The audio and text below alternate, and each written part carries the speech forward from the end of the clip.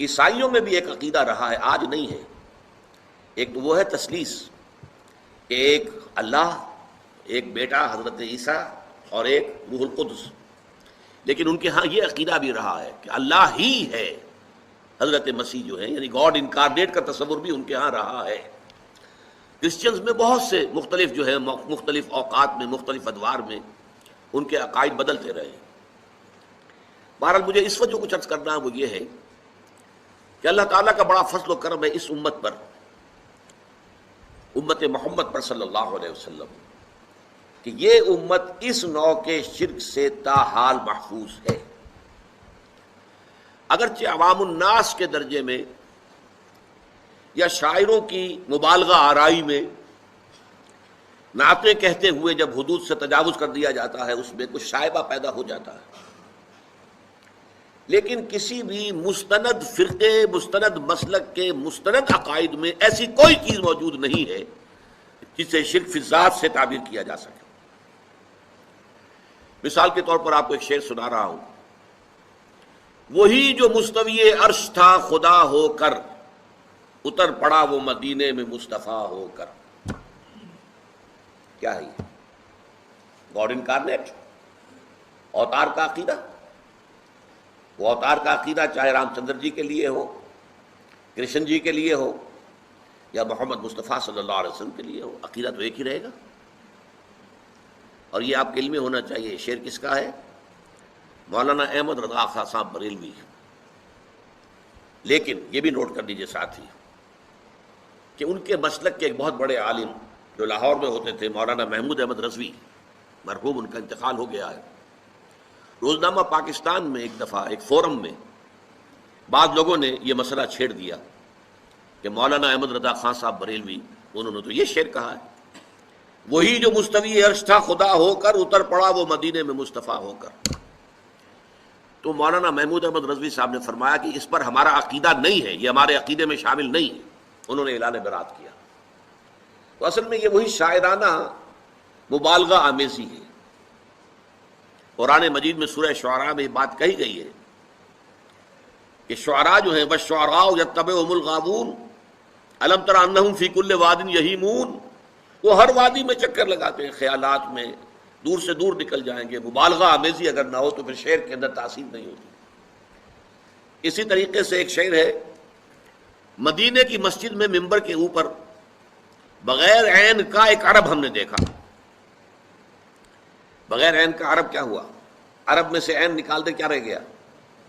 رب. رب کون ہے؟ اللہ. بغیر عین کا ایک عرب، معاذ اللہ ثم معاذ اللہ ثم معاذ اللہ.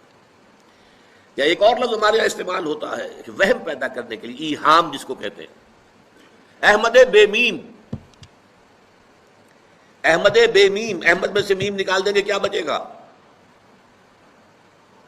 بتائیے. احد، قل هو اللہ احد اللہ الصمد لم یلد ولم یولد. تو اس طرح کی باتیں شاعری میں، عوام میں، واعظوں میں، نعت گو لوگوں میں، یہ ان کے ہاں تو اس طرح کی چیزیں آپ کو مل جائیں گی. لیکن یہ کہ خدا کے فضل و کرم سے یہ امت تاحال اس سے بحیثیت مجموعی محفوظ ہے. بڑے بریلوی مکتب فکر کے عالم دین صاحبزادہ، نام میرے ذہن سے ایک دم اتر گیا، فیض الحسن، اللہ تعالیٰ ان کی خطاؤں سے درگزر فرمائے، ان کی مغفرت فرمائے. آپ نے سنا ہوگا نا نام. انہوں نے ایک روز تقریر کی جو میں نے سنی، اور تقریر کہاں کی؟ ساہیوال میں. وہاں کا ایک بہت مشہور چوک ہے، مہاجرین، مسجد مہاجرین کہلاتی ہے، وہاں تقریر تھی ان کی، میں نے سنی. ان کے الفاظ یہ تھے کہ کیا آپ لوگ ہمیں جاہل سمجھتے ہیں؟ کیا ہمیں عربی نہیں آتی؟ کیا ہم نے قرآن نہیں پڑھا جس میں بار بار یہ لکھا ہوا ہے کہ حضور بشر ہیں؟ حضور بشر ہیں، لیکن اصل میں ہم حضور کی بشریت کو نمایاں کرنے کو سوء ادب سمجھتے ہیں. بات سمجھیے آپ نے، اس قدر پیاری بات ہے. انہوں نے کہا کہ آپ کے باپ کا نام کیا ہے؟ عبد الرحمن. آپ عبد الرحمن کہہ کے پکارتے ہیں انہیں؟ ابا جان. ابھی آپ نے وہ آیات سنی، حضرت ابراہیم نے اپنے مشرک باپ کو یا ابتے، یا ابتے، بڑا پیارا ترجمہ کیا. ابا جان، ابا جان، کیا نام لیں گے؟ آپ کے باپ کا نام ہے، نام نہیں لیتے آپ، کیوں؟ ادب کی وجہ سے۔ اسی وجہ سے ہم در حقیقت حضور کی بشریت کو نمایاں کرنے کو سوء ادب سمجھتے ہیں، ورنہ کوئی ہم جاہل ہیں، ہمیں عربی نہیں آتی، ہم نے قرآن نہیں پڑھا، ہم جانتے ہیں کہ وہ بشر ہے۔ بات سمجھ میں آئی؟ کتنی آسانی سے مسئلہ حل ہوتا ہے، بشرطے کہ نیت حل کرنے کی ہو۔ آخر آمنہ کے بیٹے ہیں، عبداللہ کے بیٹے ہیں، عبد المطلب کے پوتے ہیں، بچپن آپ پر گزرا ہے، لڑکپن آپ پر گزرا ہے، نوجوانی آپ پر آئی ہے، جوانی آپ پر آئی ہے، شادی آپ نے کی ہے، اولاد آپ کی ہے۔ کون بے وقوف احمق ہوگا کہ جو آپ کی بشریت کا انکار کرے گا؟ لیکن یہ کہ جس طریقے سے اس کو بیان کیا جاتا ہے وہ ایک مسئلہ بن گیا اختلافی، وہ رد و قضا اور کھینچ تان۔ اور اس میں بھی سمجھ لیجئے مثلکم پر جو ایمفیسس بعض حضرات دے دیتے ہیں اپنے توحیدی، جو ان کے اندر ایک مزاج ہے، اللہ تعالیٰ ان کے مزاج کو اور پختہ کرے، لیکن اس میں بھی مبالغہ کیا جاتا ہے۔ ایک حدیث مجھ سے سنیے جس میں حضور نے مثل کا انکار کیا۔ مثلکم کا مطلب اگر کسی نے یہ سمجھا کہ بالکل ہم جیسے ہیں تو بہت بڑی مغالطے میں۔ حضور صوم وصال سے منع فرماتے تھے، خود رکھتے تھے۔ صوم وصال کیا ہے؟ آج روزہ رکھا، شام کو افطار نہیں کیا، وہی روزہ رات بھر چل رہا ہے، اگلے دن بھی چل رہا ہے، شام تک کو جا کے پھر کھولا تو 2 دن کا صوم وصال ہو گیا۔ اگلے دن بھی نہیں کھولا، چلا تو 72 گھنٹے کا صوم وصال ہو گیا۔ یہ کیا ہے؟ صوم وصال۔ خود رکھتے تھے اور صحابہ کو روکا۔ صحابہ میں سے کسی نے ہمت کر لی، حضور آپ خود رکھتے ہمیں روکتے۔ فرماتے ہیں ایکم مثلی، تم میں سے کون مجھ جیسا ہے؟ ابھی تو عند ربی، میں تو اپنے رب کے پاس رات گزارتا ہوں، ہوا یطعمنی و یسقین، وہ مجھے کھلاتا ہے پلاتا ہے۔ بتائیے کون ہے جو اس کا دعویٰ کرے گا؟ حضور کے خصائص ہیں۔ حضور خود فرماتے ہیں تم صرف سامنے سے دیکھتے ہو، میں پیچھے سے بھی دیکھتا ہوں۔ کہاں ہوا وہ مثلیت؟ اگر آپ نے بالکل اپنے جیسا سمجھ لیا تو بڑے مغالطے میں ہیں آپ۔ نبی کا مقام ہے، نبی کا رتبہ ہے، نبی کے خصائص ہیں۔ آپ سو گئے تو آپ کی نیند، آپ کی وضو ٹوٹ گئی اور نبی سو گیا تو کہاں گئی مثلیت پھر؟ مثل اس معنی میں کہ بشر ہیں، نسل آدم سے ہیں، اس میں کوئی شک نہیں، اس معنی میں مثل ٹھیک ہے۔ قل انما انا بشر مثلکم، لیکن ہر اعتبار سے دنیا سب سے بڑا فرق یہی ہے کہ وہی آ رہی ہے۔ معراج پہ تشریف لے گئے ہیں، اس دنیا میں بیٹھے ہوئے بھی جنت کا مشاہدہ فرما لیتے ہیں، کرا دیا جاتا ہے، دوزخ کا مشاہدہ کرایا جاتا ہے، فرشتے کو دیکھ رہے ہیں، یہ چیزیں ہیں۔ اور پھر خصائص جیسا کہ میں نے عرض کیا کہ آپ پیچھے سے بھی دیکھتے ہیں۔ آپ کا معاملہ یہ ہے کہ آپ اگر سو جائیں تو آپ کا وضو نہیں ختم ہوگا۔ یہ ساری چیزیں جو ہیں ان سب کو بیلنس کیجئے تو معلوم ہوگا کہ آپ بشر بھی ہیں 100% درست، لیکن آپ کی وہ نورانیت، آپ سراج منیر، ہدایت کا روشن چراغ، آپ کی جو روح انور ہے وہ آپ کے اس جسدی وجود پر اس طریقے سے حاوی ہے کہ گویا کہ اس نے اس کی ظلمانیت کو ختم کر کے رکھ دیا ہے۔ اس معنی میں کوئی کہے نور مجسم تو مجھے کوئی اعتراض نہیں۔ یہ ہے ان چیزوں کو جمع کرنے کی شکل، خواہ مخواہ کی کھینچتان کے سوا کچھ نہیں۔ بہرحال یہ پہلا حصہ ختم ہوا۔ قرآن کا معاملہ تو محفوظیت کی آخری درجے کو پہنچ گیا۔ اب اصل مرحلہ کیا تھا؟ حضور کے اقوال مبارک کو جمع کرنا، ان کو بھی تو سمیٹنا ہے نا۔ صحابہ ہیں، منتشر ہو گئے ہیں، کوئی صحابی کوفے چلے گئے، کوئی صحابی دمشق چلے گئے، کوئی کہیں چلے گئے، کوئی کہیں چلے گئے۔ میزبان رسول جو ہے وہ دفن ہے قسطنطنیہ کی فصیل کے باہر، حضرت ابو ایوب انصاری رضی اللہ تعالی عنہ۔ اب ان سب کے پاس، کسی کے پاس اتنی احادیث، کسی کے پاس اتنی احادیث، ان کو جمع کرنے کا کام، پھر چھان پھٹک کرنے کا کام، پھر مرتب کرنے کا کام یہ کس نے کیا؟ محدثین کرام نے۔ بہت بڑے محسن ہیں اس امت کے محدثین کرام، پوری زندگیاں کھپائیں۔ ایسا بھی ہوا ہے ایک صحابی مدینے سے چلتے ہیں، ایک محدث مدینے سے چلتے ہیں، انہیں معلوم ہوتا ہے کہ ایک صحابی دمشق میں ہے، ایک حدیث وہ بیان کرتے ہیں، ذرا باریک باتیں سمجھ لیجئے گا. ان کو وہ حدیث معلوم تھی، لیکن وہ حدیث 3 راویوں کے راستے سے آ رہی تھی. ان کے پاس جو حدیث تھی وہ 2 راویوں کے حوالے سے تھی. اب وہ جاتے ہیں اور وہ بیت المقدس کا اور وہ دمشق کا سفر کرتے ہیں صرف اس حدیث کو سننے کے لیے، سواری سے اترتے بھی نہیں. میں نے سنا ہے آپ حضور کی یہ حدیث بیان کرتے ہیں. جی ہاں، ذرا مجھے سنا دیجئے. سنا دیا. ویسے ہی اپنے اونٹ کی جو ہے گردن موڑ لی کہ واپس. بھائی اترو، ٹھہرو، قیام کرو. نہیں، میں صرف ایک حدیث رسول تم سے سننے کے لیے آیا تھا. میں اپنے اس سفر میں کوئی اور مقصد جمع نہیں کرنا چاہتا. یہ کام کیا محدثین نے. بہرحال میں اس وقت جمع و تدوین حدیث کے موضوع پر میری گفتگو نہیں ہے، لیکن چونکہ ہمارے اس جدید دور کے فتنوں میں ایک فتنہ ہے انکار حدیث کا. لوگ سمجھتے ہیں جیسے کہ ڈرائنگ رومز میں بیٹھے ہوئے آرام سے کتابیں پڑھتے ہیں، شاید ایسے ہی محدثین کا کام تھا. انہوں نے جس طرح زندگیاں لگائی ہیں اور جس طریقے سے حدیث کو جمع کرنے کے لیے مشقتیں جھیلی ہے، اس کا آج ہم تصور نہیں کر سکتے. اچھا، وہ تو محدثین کرام ہیں. ان میں بھی اب ایک کا نام نوٹ کر لیجئے. چوٹی پہ کون ہے؟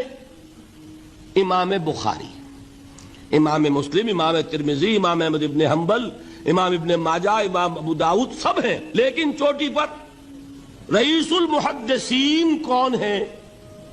امام بخاری. اچھا، اب تیسرا طبقہ ہے ہمارے ہاں، دوسرا، وہ ہے فقہا. قرآن بھی جمع ہو گیا، حدیث بھی آ گئی. اب اس سے احکام نکالنے بھی تو ہے نا، استدلال کرنا ہے، حدیثوں کو جوڑنا ہے، قرآن کے ساتھ ان کا ربط تلاش کرنا ہے، اور پھر کوئی حکم تلاش کرنا ہے، اجتہاد کرنا ہے. یہ کام جنہوں نے کیا انہیں ہم کیا کہتے ہیں؟ فقہائے کرام. اور ان میں بہرحال جو لوگ یہاں جمع ہیں، مجھے یقین ہے کہ وہ اس بات کو تسلیم کرتے ہوں گے کہ ان میں چوٹی پر ہیں امام ابو حنیفہ رحمۃ اللہ علیہ، امام اعظم. ٹھیک ہے، کسی کی رائے ذرا مختلف بھی ہو سکتی ہے. کوئی شافعی مسلک کا ہے تو امام شافعی کو بہرحال وہ اونچا درجہ دے گا. مالکی مسلک کا ہے تو امام مالک سے اسے زیادہ نسبت ہے. لیکن واقعہ یہ ہے، پوری دنیا نے تسلیم کیا ہے کہ قانون کا جتنا سینس امام ابو حنیفہ کو ہے. قانون ایک علیحدہ شے ہے، اخلاقیات علیحدہ چیز ہیں. ایک شے کا اخلاقی تقاضا کچھ اور ہے، قانونی تقاضا کچھ اور ہے.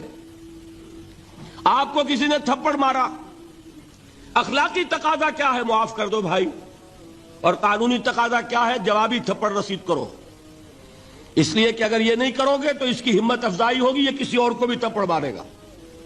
قانون کا تقاضا یہ ہے، السن بالسن، دانت کا بدلہ دانت، والاذن بالاذن، کان کا بدلہ کان. قانون یہ ہے.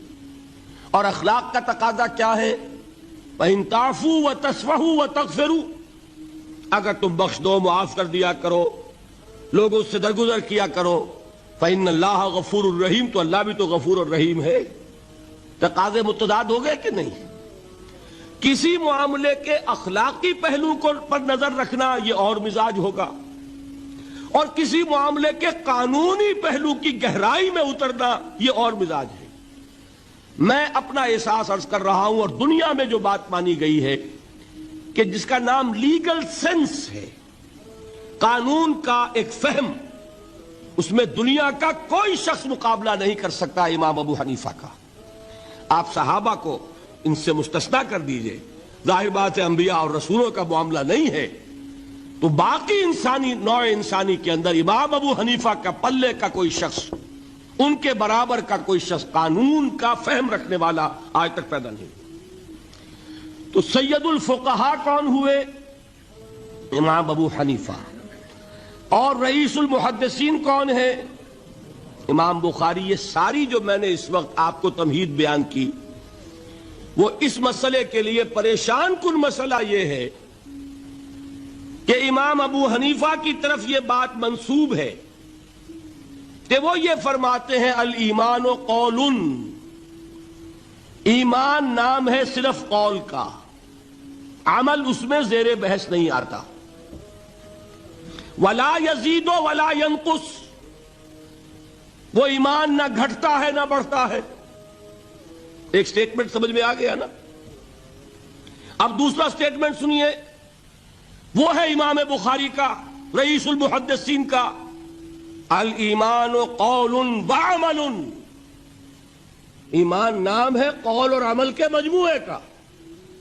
قول اور عمل دونوں چیزیں ایمان میں شامل. وَيَزِيدُ وَيَنْقُصُ، وہ گھٹتا بھی ہے بڑھتا بھی ہے. ایک مسلمان کو پریشان ہو جانا چاہیے کہ نہیں؟ ایمان جیسی بنیادی بات، سارا قصر تو یہیں سے تعمیر ہونا ہے. جڑ بنیاد ایمان ہے. ایمان کے بارے میں کوئی 14ویں صدی کے 15ویں صدی ہجری کے کوئی علماء ہو، بڑے سے بڑے ہوں، ان کا اختلاف ہو جائے تو تشویش نہیں ہوگی. یہ کن کے درمیان اختلاف ہو رہا ہے؟ رئیس المحدثین امام بخاری اور سید الفقہاء امام ابو حنیفہ. اور کتنا بنیادی اختلاف، بظاہر متضاد باتیں، بظاہر کہہ رہا ہوں میں نے کہا تھا مجھے پہلے آپ کو پریشان کرنا ہے، پھر تاکہ آپ کی سمجھ میں بات آئے یہ پریشانی رفع کیسے ہوتی ہے. اسی سے علم میں اضافہ ہوتا ہے. بات جو ہے وہ گہرائی کے ساتھ سمجھ میں آتی ہے کہ مسئلہ پہلے سامنے ہو. مسئلے کی اہمیت سامنے نہیں ہوگی تو آپ توجہ ہوتی نہیں کریں گے. تو دیکھیے تضاد کتنا ہے. بعد المشرقین جسے کہتے ہیں ہم اپنے محاورے میں، کہ ایک مشرق کی بات ہے تو دوسری مغرب کی ہے. الایمان قول، نہیں، الایمان قول وعمل. تضاد ہے نا. لا یزید ولا ینقص، نہیں، یزید وینقص. تو یہ تو معلوم ہوتا ہے کہ بہت زبردست اختلاف ہے جو حل نہیں ہو سکے گا. اللہ تعالیٰ کا شکر ادا کرتا ہوں، اس نے اس کا حل سمجھایا. اور کیسا سمجھایا؟ میں پورے انشراح صدر کے ساتھ کہہ رہا ہوں، اس میں کوئی تصنع نہیں، کوئی تکلف نہیں. میرے نزدیک دونوں باتیں 100% درست ہیں. یہ نہیں کہ 50% یہ درست 50% وہ درست، نہیں، یہ بھی 100% درست، یہ بھی 100% درست. فرق کیا ہے؟ محل مختلف ہے. امام ابو حنیفہ قانونی ایمان کی بات کر رہے ہیں اور امام بخاری حقیقی ایمان کی بات کر رہے ہیں. قانونی ایمان کے اعتبار سے 100% درست ہے یہ بات کہ وہ صرف قول ہے، عمل نہیں زیر بحث آئے گا. ایک شخص نماز نہیں پڑھتا کافر نہیں ہے، نماز کا منکر ہو جائے کافر. زکوٰۃ نہیں دیتا فاسق ہے، فاجر ہے، کافر نہیں ہے. زکوٰۃ کہہ دے کہ ہے ہی نہیں دین میں، کافر. فرشتہ کس نے دیکھا کیا پتا کیسا ہوتا ہے؟ حضور نے بھی اصل فرشتہ اپنی اصل ملکی شکل میں صرف 2 دفعہ دیکھا ہے، ورنہ تو انسانی شکل میں آتا تھا یا نظر ہی نہیں آتا تھا. 2 باتیں تھیں، وہی ہو جاتی تھی، نظر کوئی نہیں آتا تھا، یا انسانی شکل میں نظر آیا. اصل ملکی شکل میں حضرت جبرائیل کو 2 مرتبہ دیکھا. وَلَقَدْ رَآهُ بِالْأُفُقِ الْمُبِينِ وَلَقَدْ رَآهُ نَزْلَةً أُخْرَى عِنْدَ سِدْرَةِ الْمُنْتَهَى. ایک مرتبہ افق مبین پر دیکھا، ایک مرتبہ سدرۃ المنتہا کے پاس جبرائیل اپنی اصل شکل میں ظاہر ہوئے. اب ظاہر بات ہے ہم نے تو نہیں دیکھا نا، لیکن ہم مانتے ہیں جبرائیل کو، مانتے ہیں فرشتوں کو. نہیں مانیں گے کافر ہو جائیں گے. تو معلوم ہوا کہ قانونی ایمان جس پر دار و مدار ہے کفر اور اسلام کا، اس کا کل دار و مدار صرف قول پر ہے، ماننے پر ہے، اقرار باللسان پر ہے. یہ بات آپ نے سنی ہوگی، امام ابو حنیفہ کا قول ہے 100% درست کہ گناہ کبیرہ سے بھی انسان کافر نہیں ہوتا. کبیرہ گناہ ہے، شراب پی ہے، کافر نہیں ہے. حد لگا دو. حضرت عمر نے اپنے بیٹے پر حد جاری کی. ایک مرتبہ مصر میں حد جاری ہو چکی تھی، لیکن حضرت عمر کو احساس ہوا کہ وہاں شاید رعایت کی گئی ہوگی خلیفہ کے بیٹے پر حد جاری کرنے میں، لہذا پھر بلایا اپنے پاس اور دوبارہ حد جاری کی. حد جاری کرو لیکن کافر نہیں ہوگا. اگر کسی سے زنا ہو گیا ہے، میں آپ کو واقعہ سنا چکا، غامدی خاتون، حد جاری ہو جائے گی، لیکن یہ کہ اس کو کافر نہیں کہہ سکتے. کافر کیا کہیں گے، میں تو سنا چکا آپ کو. بعض لوگ آج یہ بھی کہہ دیتے ہیں کہ یہ تو ایک ایسی ہی افسانوی شخصیت ہے، کوئی اس کا وجود ہی نہیں تھا. بڑی زیادتی کرتے ہیں، خاص طور پر ہمارے بعض اہل تشیع یہ کہتے ہیں، حالانکہ ان کی کتابوں کے اندر درج ہے کہ حضرت علی نے عبداللہ ابن سبا اس کے 40 ساتھیوں کو آگ میں زندہ جلوایا. رجال کشی کے اندر دیکھ لیجیے لکھا ہوا موجود ہے. لیکن چونکہ کچھ لوگوں نے شیعت کے لیے لفظ سبائیت استعمال کرنا شروع کر دیا، اس لیے وہ ڈیفنس میں کہتے نہیں سبا تو یہ تو افسانوی شخصیت ہے، سبا کچھ تھا ہی نہیں عبداللہ ابن سبا. نہیں، عبداللہ ابن سبا ایک شخص تھا یہودی، وہ اسلام کا لبادہ اوڑھ کر آ گیا دارالاسلام میں. حضرت عثمان رضی اللہ تعالیٰ عنہ کا عہد. اور ایک مغالطہ میں چاہتا ہوں کہ ان دی فرسٹ انسٹنس دفاع کر دوں. عام طور پر اتنی غلط طریقے سے تاریخ بیان ہوئی ہے کہ حضرت عثمان کے عہد خلافت کو سمجھتے ہیں پورا کا پورا عہد خلافت غالباً فتنوں ہی کے اندر تھا اور اختلافات ہی تھے اور خانہ جنگ. معاذ اللہ، ایسا نہیں تھا. طویل ترین دور جو ہے دور خلافت حضرت عثمان کا ہے، 12 سال. حضرت ابوبکر کے 2.5 سال، حضرت عمر کے 10 سال، دونوں کو جمع کریں گے تو عثمان کا. اور اس میں 10 سال بالکل اسی شان کے ہیں جو حضرت عمر کے خلافت کے شان ہے، کوئی اختلاف نہیں. اور فتوحات کا دائرہ بڑھتا چلا جا رہا ہے، تھمتا نہ تھا کس چیز سے سیل رواں ہمارا. اس کے آخری ایام میں یہ شخص آیا اور اس نے ایک تو یہ کیا کہ پرانی جو قبائلی عصبیت تھی اس کو زندہ کیا. خلافت تو بنو ہاشم کا حق ہے، محمد ہاشمی تھے صلی اللہ علیہ وسلم. ہاؤ کم یہ ایک بنو امیہ کا شخص کیسے بیٹھا ہے؟ دیکھیے اس شخص نے کتنا انتظار کیا.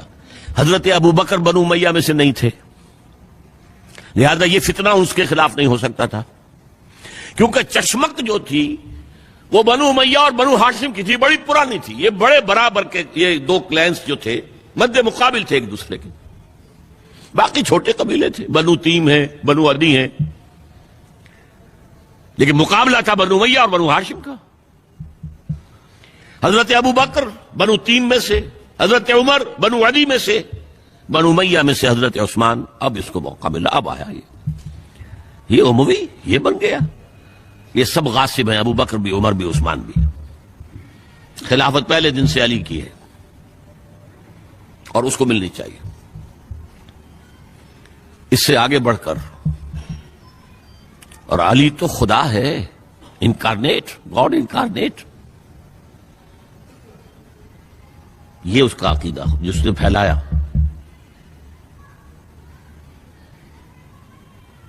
یوں سمجھئے ایک شخص نے حضرت عیسیٰ کے دین کو زیرو کر دیا تھا. لوگ مانتے نہیں کہ ایک شخص اتنا کچھ کر سکتا ہے. یہودی اور سازشی ذہن، ان کی صلاحیت اور ذہانت. ایک شخص تھا پال، حضرت عیسیٰ کو خدا کا بیٹا بنانے والا. وہ توحید ختم، تسلیس آ گئی. شریعت کو ختم کرنے والا وہ حضرت عیسیٰ کہہ کر گئے تھے تم پر شریعت موسوی نافذ رہے گی. اس نے کہا نہیں، ایبروگیٹڈ، نو شریعہ.